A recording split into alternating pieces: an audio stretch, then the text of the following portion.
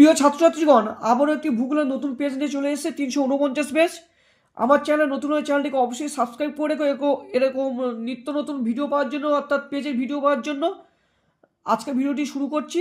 আর সমস্ত পেজের ভিডিওর লিঙ্ক পেতে হলে এই চ্যানেলের ডেসক্রিপশন বক্সে তোমরা পেয়ে যাবে, বা এই চ্যানেলের প্লেলিস্টে গিয়ে তোমরা এবিটি এর টেস্ট পেপার 2026 ক্লাস 10 জিওগ্রাফি প্লেলিস্টটি ওপেন করলে তোমরা কিন্তু অন্যান্য পেজে ভিডিওগুলি দেখতে পারবে। প্রথম প্রশ্নটি দেখানো, যে প্রক্রিয়ায় বিভিন্ন প্রাকৃতিক শক্তি ভূপৃষ্ঠের উপর কাজ করে ভূমিরূপের পরিবর্তন ঘটায় তাকে বলে বহির্জাত প্রক্রিয়া। 2 নম্বর প্রশ্নটি হলো, মরু সমপ্রায় ভূমিতে কঠিন শিলাগঠিত কিছু অনুচ্চ পাহাড় অবশিষ্টাংশ ভূমিরূপ হিসেবে থেকে যায়। সে উত্তরটি হলো ইনসেলবাজ। 3 নম্বর প্রশ্নটি হলো, পৃথিবীর অ্যালবেডোর পরিমাণ প্রায় 34%। 4 নম্বর প্রশ্নটি হলো, ঋতু পরিবর্তন দেখা যায় না নিরক্ষীয় জলবায়ুতে।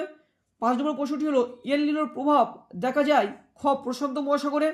6 নম্বর প্রশ্নটি হলো, পৃথিবী ও চাঁদের মধ্যে দূরত্ব সর্বাধিক হলে তাকে বলে অ্যাপোজি। 7 নম্বর প্রশ্নটি হলো, মানব শরীরে দূষিত জল থেকে সৃষ্টি হয় আমাশয়। 8 নম্বর প্রশ্নটি হলো, ভারতের রাজ্য পুনর্গঠনের মূল ভিত্তি ছিল ভাষা।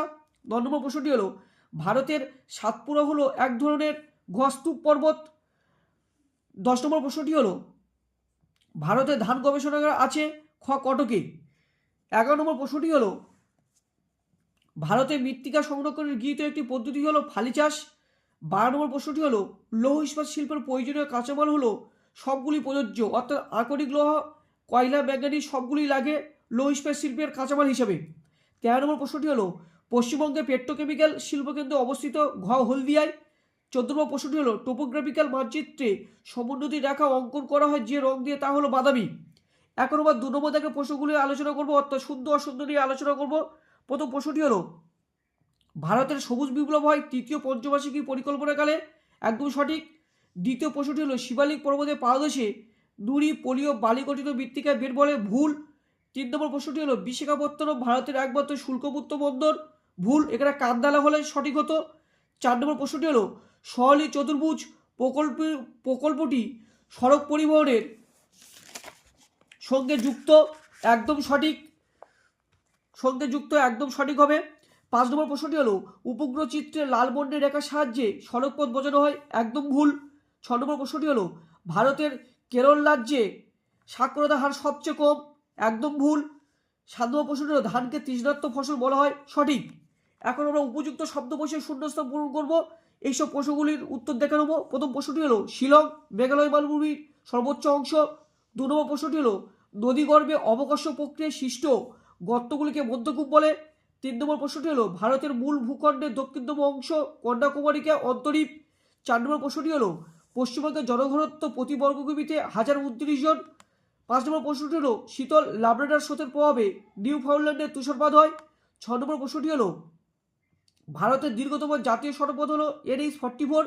7 নম্বর প্রশ্নটি হলো, বায়ুচাপের ঢাল বৃদ্ধি পেলে বায়ুর গতিবেগ বৃদ্ধি পায়। এখন আমরা একটি বা দুটি শব্দের উত্তর দাও এইসব প্রশ্নের উত্তরগুলি দেখে নেব। প্রথম প্রশ্নটি হলো, সাহারায় বালুকাময় মরুভূমি কী নামে পরিচিত? উত্তরটি হলো আর্গ। 2 নম্বর প্রশ্নটি হলো, কেরালা উপকূলের উপনদগুলিকে স্থানীয় ভাষায় কী বলে? উত্তরটি হলো কয়াল। 3 নম্বর প্রশ্নটি হলো, ভারতের কোন শহরে পাতার রেলের যাত্রা প্রথম শুরু হয়? উত্তরটি হলো কলকাতা। 4 নম্বর প্রশ্নটি হলো, ভারতের একটি জায়দ ফসলের নাম লেখো। উত্তরটি হলো বাদাম, আউশ ধান, যে কোনো দুটির মধ্যে একটি লিখলে হবে। 5 নম্বর প্রশ্নটি হলো, ভারতের জরিপ সংস্থার প্রধান কার্যালয় কোথায় অবস্থিত? উত্তরটি হলো উত্তরাখণ্ডের দেরাদুনে। 6 নম্বর প্রশ্নটি হলো, বায়ুমণ্ডলের কোন স্তরে জেট বিমান চলাচল করে? খুবই সহজ প্রশ্ন একটা, স্ট্র্যাটোস্ফিয়ার। 7 নম্বর প্রশ্নটি হলো, মোনেক্স কি? আমি নিচের দিকে একটু তোমাদের লিখে দিয়েছি, ভালো করে একটু দেখে নাও। মোনেক্স শব্দটির অর্থ হচ্ছে প্রথম মনসুন এক্সপেরিমেন্ট, অর্থাৎ মৌসুমী বায়ুর উৎপত্তি, গঠন, কার্যপ্রণালী, গতি সংক্রান্ত গবেষণা করার একটি কর্মসূচি হলো মোনেক্স। এটা কিন্তু খুব সুন্দরভাবে তোমরা লিখবে। 8 নম্বর প্রশ্নটি হলো, সমগ্র দক্ষিণ ভারতের সর্বোচ্চ শৃঙ্গের নাম কি? আনাইমালাই পর্বতের আনাইমুদি। বাম দিকের সঙ্গে ডান দিকে মিলিয়ে দেখো। এখন এই প্রশ্নের উত্তরগুলি দেখে নেবো। প্রথম প্রশ্নটি হলো, পর্যায়ের সঙ্গে সমতলীকরণ, এল নিনোর সঙ্গে সমুদ্র জলের উষ্ণতা বৃদ্ধি, সিলিকন ভ্যালি বেঙ্গালুরু, সিয়াচেন ভারতের দীর্ঘতম হিমবাহ।